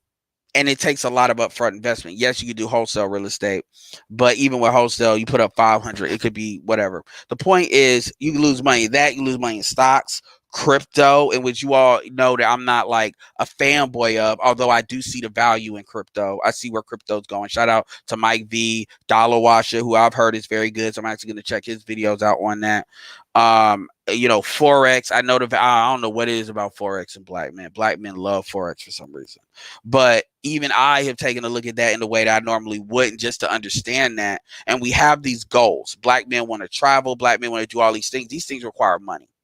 And what I want to start to do is start introducing things that I believe is definitely doable. And I mean be A to B, because if we can get this right, we can do things like make the Avenger TV like the Shade Room, in which we can actually directly control the algorithm when it comes to Twitter, YouTube, Instagram. And that'll create a compound effect in which that will get us exposed to so many other black men. One other thing that I have is most black men are in the barbershop. I want to be able to put a QR code in like 10,000 barbershops, to where it takes it to a site that takes it to a directory of different people. So like somebody like Nameless could be featured in the directory. Like it's a blog, but you have different categories. So when it comes to things that got actually what Nameless want to be, it's there. Same thing with Seattle Sideshow. Same thing, maybe stuff Pablo you want to talk about, or PK Angel, something that some of these millennials, because as these millennials start to take control of more of the dating market, as they're about 22 years old now, their voice is going to matter because they're in the prime dating market, meaning I consider prime as far as the women, as far as their viability to have children. These are the things that and you got guys in the background. You got truck drivers. You got guys in the background that are donating guys. You got guys that are more thought leaders like BGS, Angry Man, bigger content creators. So we have different people. But those are the things that I'm gonna be looking at getting set up and doing in 2020. I think I have some things that can make it work. I've been talking to some people, some black people. You'd be surprised how many black businessmen that are doing really good things out there. I'm talking about men. There's a couple women too. I'm talking mainly men. They get it. They introduce some things, and when you'll start to see me talk more about that, and I'm gonna be doing Zoom calls in which I'm gonna be telling people the how to first, and then the what is. And so it is what it is. But that's one of the reasons I'm asking for some of y'all's emails, because I'm kind of wanting to get that set up to start gathering that. But also, I see things that can go faster. I think a lot more than people do. So I kind of look at the manosphere from a brighter spot than I think that a lot of people do. Everybody tends to want to talk about what's wrong with the manosphere. And I've seen where we've gone and where we're at. I remember when you couldn't get nobody to give you money for a goddamn thing. And every content creator, I didn't, by the way, had a video cussing out their audience, talking about you niggas don't donate, you ain't shit. That is not a problem anymore. And I'm not saying it was a problem then, but my point is, I think I'm like Dennis Sperling. I think black men have won in this election. I think the fact that they're even talking to us is a positive, and I think we need to give them even more of a reason to do so. So anyway, I want y'all to get y'all thoughts on that. We're going to start with Nameless, or you know what? Let's start with PK about what I just said. Maybe couple of things you may think where the manosphere needs to go. As far as power, or whatever thoughts you want to add into that, then we'll go to Names, we'll go to PK, and then we'll wrap it up. All right. So that was a lot. I'm not gonna lie. So I gotta organize. Pick and choose whatever you want to pick. You can address even one thing that I said. I know I say a lot. I don't expect people to respond to everything I say.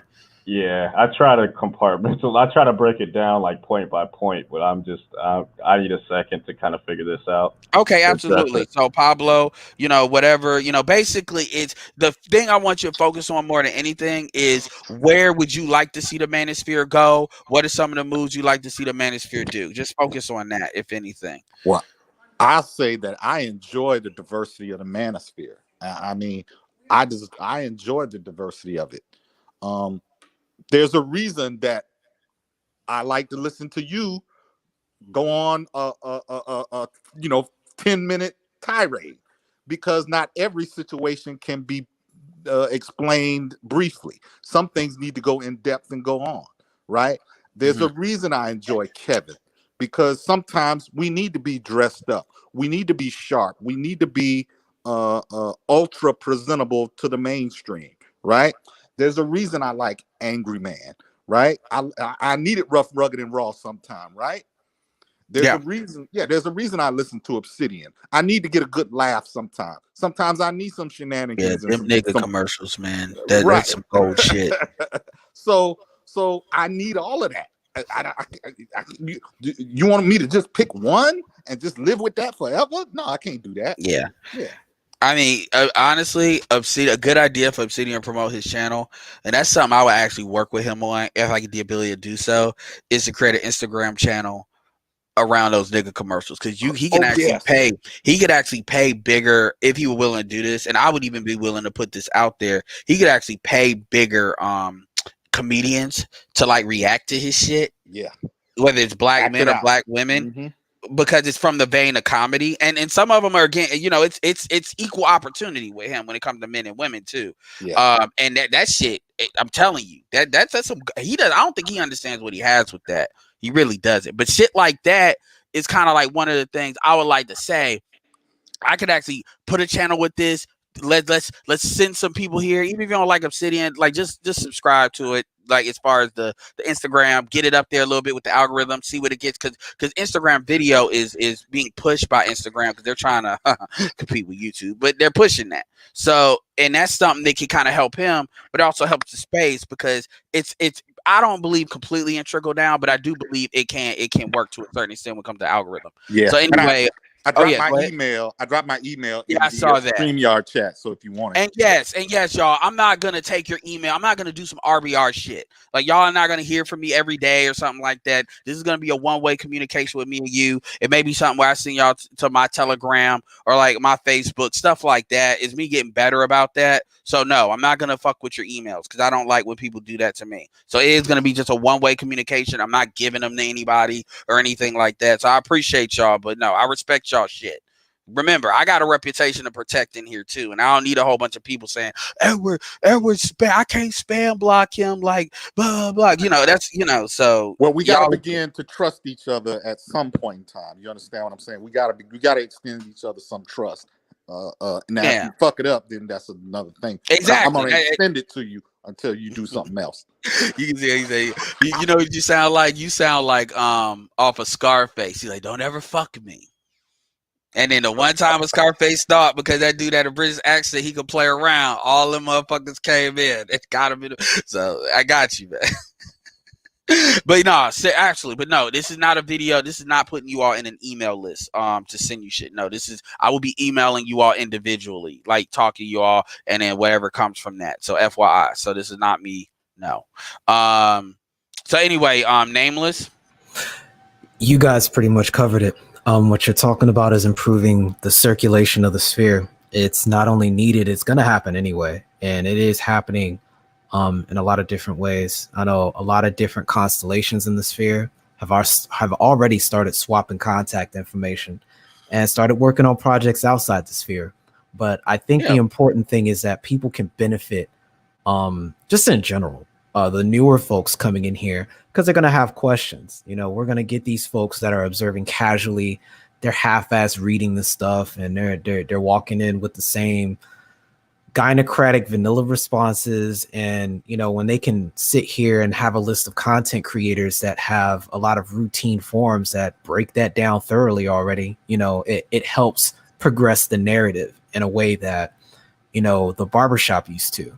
But now we don't have to do that, worrying about the problem that we're going to have to deal with when we get home, because now she feel a certain type of way. You know what I'm saying? Or, dealing with the family repercussions. It's out there. And it also addresses a lot of the issue that the space gets charged with quote, only talking. Because I still have this, it still annoys me when you sit down and you describe a situation and that description gets taken like it's a complaint. At the end of the day, if you can take the information and you can improve your individual circumstance, that gives you energy to improve other circumstances that are around you. And when you get enough people who are on the same page and see things similar to how you do, even if it's not 100%, so long as you've got a percentage of the Venn diagram overlapping, you can get something constructive done. Because at the end of the day, this is the new congregation. This is the new, after church, when everybody's sitting down and, I have a son and he needs a job. You know what I'm saying? That conversation, that's what we can do, having those outside of the sphere networks that end up producing more content that could be put here that aggregate with each other. So, it's a good thing. It's going to happen inevitably. So I think we should spread that word and encourage it and look forward and see this as a positive. All right, yeah. Shout out to you, Pablo.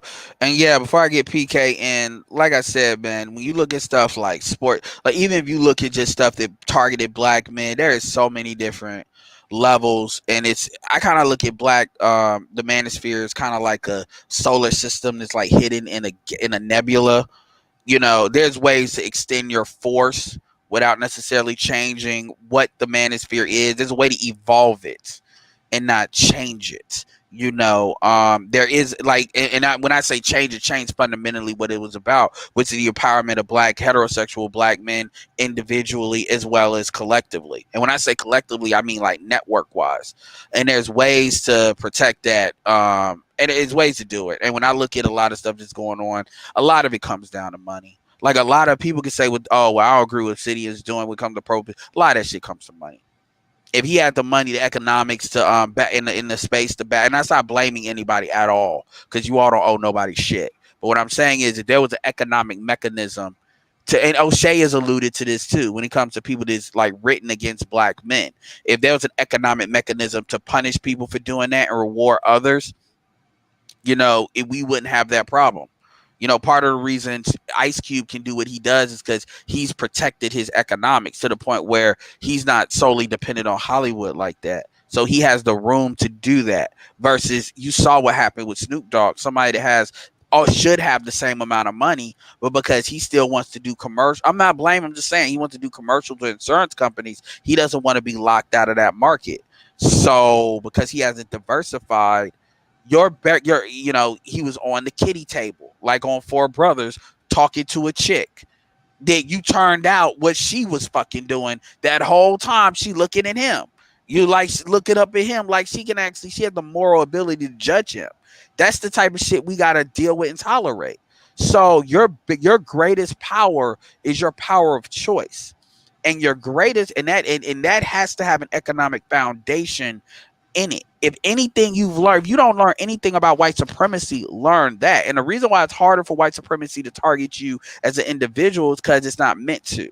It's not meant to deal with people that have the ability to move as a unit. And that's true for the gynocracy too. Even if you don't want to believe in white supremacy, all y'all believe in the gynocracy. Same thing with them.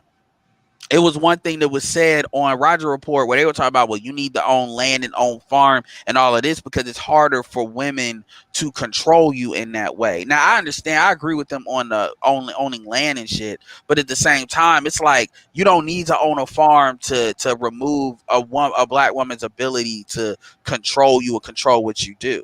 You have to have control of your economics. And too long, black men have created this situation is they don't know what me is without we.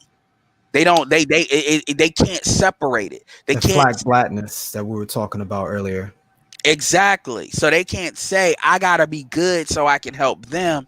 If I choose to do so, if they choose to play ball. And if you understand how Africans deal, well, Africans have this issue too, but Africans still do. Look, if I got the burden, I got the power.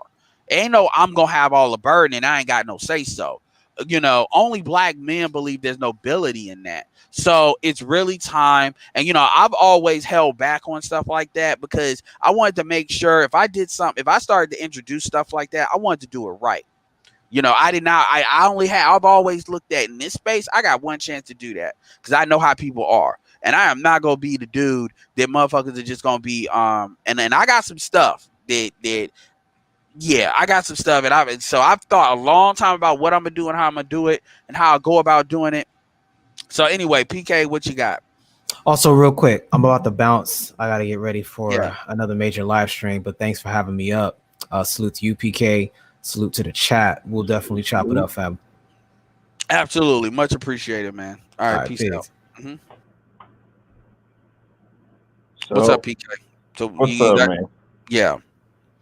So I think I'm 99% in agreement with everyone else on the panel previously who said that the black manosphere is going to continue to evolve and improve and diversify. A lot of the personalities that we have in this sphere bring a lot of different ideas to the table that set up a good foundation for other brothers to come in and work off of.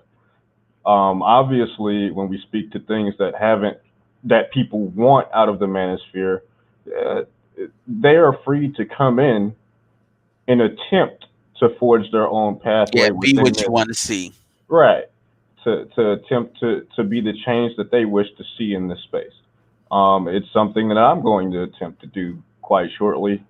So it's not as though you're closed off from creating content on YouTube currently. So make the best of it while this situation is the way it is.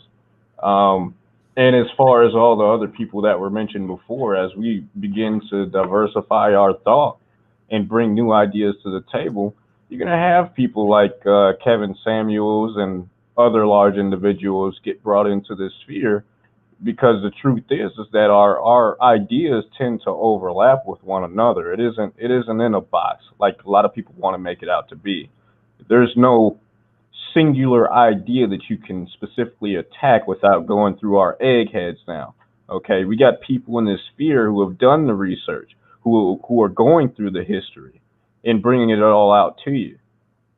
So it isn't as though you can really attack any of those points anymore. And when we start to talk about economics, with what you're attempting to do and other people are attempting to do, and something that has, in large part, in the black community, been a failure, is the teaching of economics, and honestly, the teaching of how to think, because I think that a lot of people in the past have come forward and told people what to think, but not necessarily how to think.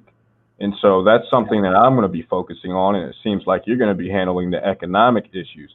So that's a large part of what needs to happen going forward in the black community, and it has to be a multi-pronged approach. There's no one size fits all solution. There's not one singular thing that you can do to fix the black community's issues.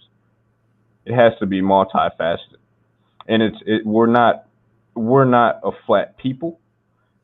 And when you have a person who's multidimensional, you have to have a multidimensional solution, and that's my opinion. Absolutely, and that's a great way of ending it off. Like I said, y'all stay tuned. Because I understand what is coming ahead when it comes to. I mean, 2020 has been a wake up call for a lot of people. For not this space has kind of been very much so fortunate to have a lot of information that, whether you agree with it or not, the stuff was put out there. So think about what could happen, and I think they're starting to see a lot of that in there. With whatever goes with the election with Biden, it matters, but it doesn't. And that's another thing I got to say too. People got to kill the evangelism for one party or other. People got to learn how to turn the politics off. Stop trying to force people to think. Like, if people agree with 90% of what you think, come on, man, get off the bullshit. Like, stop trying to slide in why you should be conservative or why you should be, because I'm actually traditionally conservative. But stop sliding in why people should vote Republican. You just need to, this is the way I view stuff. And this is not going to be a long soliloquy, but I believe that for the most part, if black women operated the way they needed to be, we wouldn't have a problem as far as black men choosing them. And I actually believe that if black men had access to black women in the diaspora, had direct, easy access, you would not have a problem with black men hopping the fence. Not in numbers that you should really care about. Because at the end of the day, you have women, I ain't talking like Afro-Latina, stuff like that are within acceptable realm of what needs to happen. I believe that. So even though I say that black men need to do what's in their best interest, I know that if you were to offer an alternative that was doable and scalable, they would take that alternative most likely. But if you force them to make a choice, then they're going to do what they have to do. And most of the people are not going to just travel to deal with a black woman. They're going to deal with what they perceive as what's in their best interest. It seems like most black men are considered to be Latin women because that's what's directly available and that's what's filling all of the boxes. That's how I think. I think about providing solutions that are viable. Now, maybe I can't directly create the infrastructure to provide that, but I'll put the idea about that and see where that goes. That's what Charles Tyler did, rest in peace, when he was talking about black African-American women versus Afro-Brazilian women, would you date? And it's the same thing I carry to other stuff. I don't tell you should vote Republican. I point out this is what this does, this is what that does. You choose you, and the outcome is probably going to be Democrats are not going to get voted for. And if they can't get voted for, they can't get in office. The numbers have proven that. So I don't necessarily, there's certain things that I need you to agree with me. Like when it comes to business, if we're doing business shit, then yes, there's certain mindsets that you're going to have. Otherwise, there's going to be a future problem. But that stuff is very broad. And some of that stuff, it's like, okay, well, if you can give a leap of faith, I'm giving you all the logic. It's really up to you to whether you want to do it or you don't want to do it. So if you don't want to do it, that's perfectly fine. Everything's not for everybody. Like, and I wanted to speak to that because that's another important point. And I think that where some people tend to get hung up is this idea that everyone's going to be saved. And I'm not saying you're making that argument, but I think of the black community as a bus. Okay, and I'm going to draw this analogy. Hopefully it'll work. I think of the black community as a bus. And when you get on a bus, a lot of people recognize that a bus has multiple stops. Okay, so some people are going to take that bus all the way to the end. Some people aren't even getting on the bus because they're going to get kicked off because they don't have the money immediately. Okay, and there are other people you can only take so far because they don't have enough money to make it to the end. And that's where we're at. You know, there are different levels to this conversation, and not everyone makes it to the same conclusion. Absolutely. And another thing too is sometimes you gotta let people come. Some people come to certain things in the time that they'll come to. Like, I'll give you a perfect example. And the things that I do, there's people that I may talk to about it, and I say, hey, it's not for you, but blah, blah, blah, this is what it is. And then they may either give me an indication, or usually give me an indication, or say outright it's not something they're interested in. And those will be the same people that if I say, it's a great and it's cool, and I never bring it up again, once I'm further along down whatever venture it is, then they see the work that I'm doing, and they see that what I was doing wasn't dependent upon what they said. Now they want to be a little bit more interested, because they see that I went from bus stop, the beginning outside of the whatever the bus, facility, to now I'm like 3 stops, 4 stops, 5 stops down, and they don't see where I'm stopping. Because what I do is not depend. I was just talking to you about something. It wasn't like it was a requirement of me doing something. And that's also the mindset. See, that's also a mindset from somebody that's a producer, as well as a mindset of somebody. It's not about denigrating the person that didn't do it. A lot of people will be like, oh, I can't believe you didn't do this, you didn't do this. No, it's not about that. You have to let people come into things in their own time. Because every time people's situations are different. So you have to understand the nature of what relationships are differently, because things may present themselves. So if you don't give enough time, now, I'm not saying you deal with people. I'm not saying you just keep dealing with people you don't need to deal with, but at the same time, sometimes you can always revisit something. And the point is, man, it's mindset. If you want to talk about mindset when it comes to business, come to stuff like that, that's definitely a channel that needs to be done. That's definitely something that needs to be explored. It's definitely a lot that can be explored amongst black men in particular, because I've come up with things like the Highlander syndrome, where black men tend to always be fighting for pussy, even when pussy's not on the table. And this creates interference amongst black men working with each other. Like, I've seen black men easily follow women in certain things than they would do other dudes, just like how black people will follow white men versus follow each other because of just certain prepositioning. I found that a lot of black men, as much as they talk about game, do not like to engage in things like sales or communication when it comes to business. But for some reason, they feel like they can do it with dealing with women. And the same dudes would not be able to do it in other aspects, because it's assumed that just because you can get girls, then you can sell, and that's not true. Now, it is true that if you can sell, most likely you can deal with women, but it's not true generally in reverse. So there's a lot of psychologies and pathologies to explore there if you want to make the content to do so. So with that being said, stay tuned, because I know it sounds like I've been alluding to a lot of shit. But we'll see. And just let you all know, I'm a digital marketer. This is what I do, and the stuff that I'm talking about is stuff that's very highly profitable, and it's the type of shit. So some of that will allude to some of that, just so I'm not leaving people completely empty. But He said, fellas, the average black man in America makes 42K. I doubt that. I doubt the average black man. No, it's not 42K. That is in the top 70% globally. In addition to protagonists, no, black men don't make that much. And no, I don't believe everybody should be saved at all. So it's not about saving people. It's about going through people to find the ones that are qualified. It's about something that I talked to you about a couple of days ago. It's proper compartmentalization, and it's the fact that a lot of people do it improperly.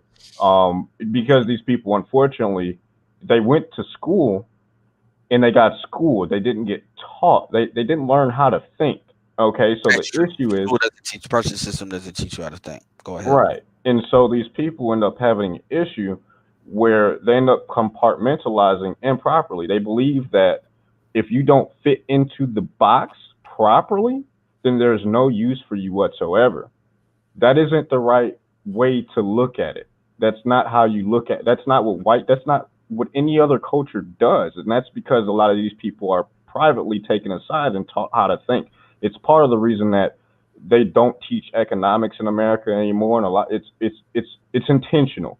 Okay, but what I'm getting at though is this idea that if you don't fit into the box, there's no use for you. I reject that entirely. There's still a use for you.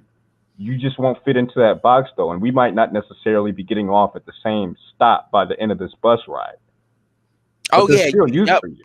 Yeah, yeah, absolutely. Pan African Moore, I agree with that. Um, even if I were to give you the average black man makes 42, which is not true, that's not enough money to go overseas. So when you look, so it's kind of like I hate to compare women to goods and services, but it's kind of like trade when it comes to goods and services. The biggest thing is proximity. Proximity is the biggest indicator of generally who you're going to be with. There is a So value denomination attached to every single object in person no, in life. absolutely. But my point of saying that is just like a lot of Latins don't have access to certain tech, like TVs and stuff, or it's very expensive because of tariffs. They don't have like the free trade outside. I think, free trade like we do. It's the same thing you can look at with women. This is why only like when only 6% of like very small percentage of black men have passports. They're not ADOS, not military, Mm-hmm. and then there's a cost to actually go over there. When you talk about the feasibility of black people immigrating from the United States, well, I'm that even just talking about isn't traveling back and forth when it comes to getting access to women. right. That Outside of isn't likely for the large population of black men in America. That just exactly, isn't likely. and Now, even if you look at like the top 20%, it's something that you like. Again, it's going to be a lot easier getting with a Latin woman. So this is why I originally said that if you created pipelines, that's a different thing. And even the way you would start is you would look at where are you where you are. So for instance, there's a very big population of diasporans in obviously Washington DC, obviously New York, Houston. You got to know where you take an inventory where you are, even if it's something. But see, that requires putting the idea out there and putting it in the forefront of people's mind when people don't do it. But also when you look at certain pipelines of certain people that come over here or making it easier to travel, like those things are not, if those things stack on top of each other. So I'm just saying that's why even the infrastructure would have to be created to make that a lot more likely. And I'm not talking about like physical infrastructure, but even virtual infrastructure, because most people's here's the thing: most people's economics is not built around them having the ability to travel. Because even most black men that make money are not necessarily entrepreneurs, so they don't have the ability for their money to move with them. They don't have the ability to untether themselves from hourly work to their jobs, and that's some of the biggest impediments outside of just where stuff is located. So this is where thinking differently, interacting with the economy in a different way, because even if you make X amount of figures a year, that doesn't mean you can still work as an employee at a salary job. That doesn't mean you're taking your money and diversifying and other stuff. You could be living with the Joneses. This is the biggest problem with women don't diversify their money. They do the same shit and keep up with the Joneses, and that is what it is. well, it's mostly an issue because who was it? Black Torch, I think his name was, that came in yesterday and provided us a link to a study that was done. Yeah. And I mean that link, I'm not going to get too much into detail with it because I have my own personal issues with it. But what it did reveal and did say on it, which is most likely true is that when it comes to black men and black women, but let's just speak specifically of black men, in terms of overall wealth and what we actually have and liquid assets is very low, extremely low. I think it was, I don't have the numbers in front of me right now because I don't have the link, but I think it was somewhere around $100 or something like that is what the chart said. I'm not sure, but it was very low. And when you frame that in terms of us being able to go overseas or potentially expatriate and things like that, maybe create a pipeline for other races of women to come into America. That's a potentiality, but that just but that's the type of thing that require collective group understanding, action, stuff like that. And so so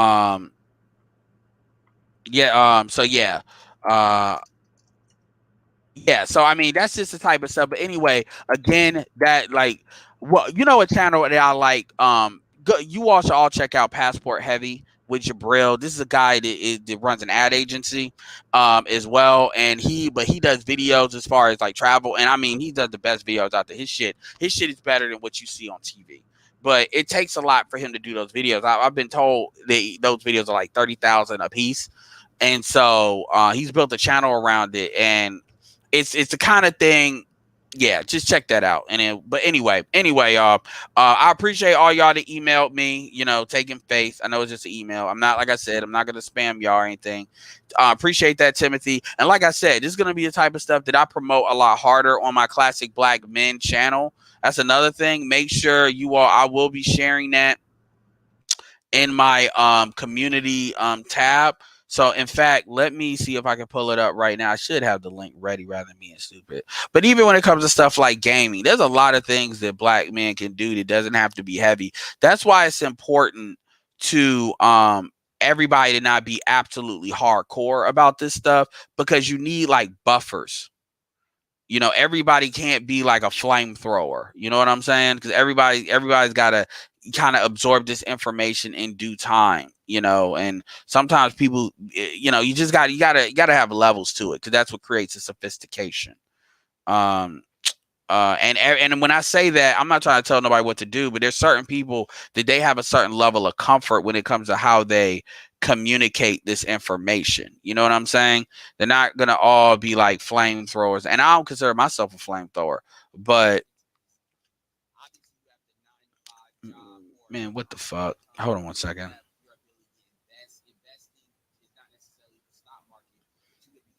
I don't know if y'all heard that, but yeah. Anyway, so yeah, this is the link to the channel, Classic Black Men or Classic Men Mag. It's where I'm gonna have a lot more content, like what I just said at the end. I plan on doing interviews. There's gonna be a lot of different things I'm gonna do, and that's kind of like where I'm gonna really, really, really be a staging base, staging front for a lot of the conversation I just had in the end. Because that's going to be designed to deal with more of the business sector. It's going to intercross with different sectors of YouTube, and the manosphere will be one of them. But it's not going to mainly be manosphere, but it's definitely going to be something that'll be asset to the manosphere. So anyway, with that being said, no, I mean, it's black. I mean, it's not like we're creating a group. I mean, CPA, stuff like that is important because CPAs understand taxes. So absolutely, Nars, and black men definitely could afford some tax game to know how some basic things that all black men could do when it comes to taxes. Like, one thing is you should have a side business for tax purposes, if nothing else, because go ahead. I was just going to say real quick, thanks for having me on and everything, and I hope that you continue to do what you do, man, and I'm looking forward to see how the Classic Man Mad works out. And if there's anything I can contribute, let me know. You have my email and everything, so, Absolutely, man. I appreciate you coming up. And yeah, I'm about to end this. Absolutely. So appreciate it. But yeah, man, like the tax game is a good game. There's basic things that black men need to know about taxes. about like what a side business can do for you when it comes to money. And I would definitely love to do a video, Norris, about that. I know if I'm a CPA, I know you're not necessarily a tax attorney, but you're going to have information about that more than other people. Just basic things that people should look for. Like if you have a side business, what that can do for your business, what that can do for you as like things that you have, like a cell phone, if you have an apartment, like just little things like that that people can kind of look up for themselves, but pointing them in the right direction. Jesus.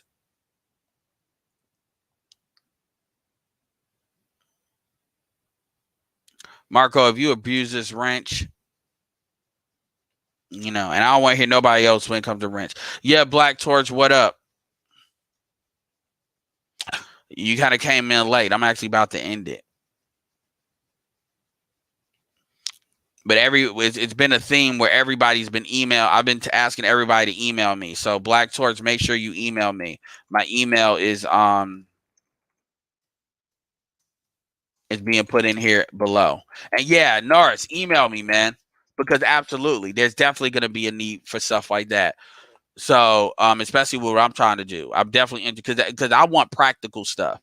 Because I think Erica Shauna Williams did a very excellent job about that. I think Glenn and Cameron does an excellent job about that. He's talking about the election right now. So, you know, go check him out. Don't embarrass me. But anyway, we've been on here for about 2 hours. I think we've had a very good conversation. I think so. Gabe A said, my work environment, everybody is white above me and below. That's funny. But yeah. So I know, Gabe, I know you feel the fact that Bayer won. I know you like, especially after you going back and forth with Fantastic with the real estate shit. I'm like, yeah, these niggas good. But it's gonna be is what it is. So with that being said, this is Edward signing off. Peace.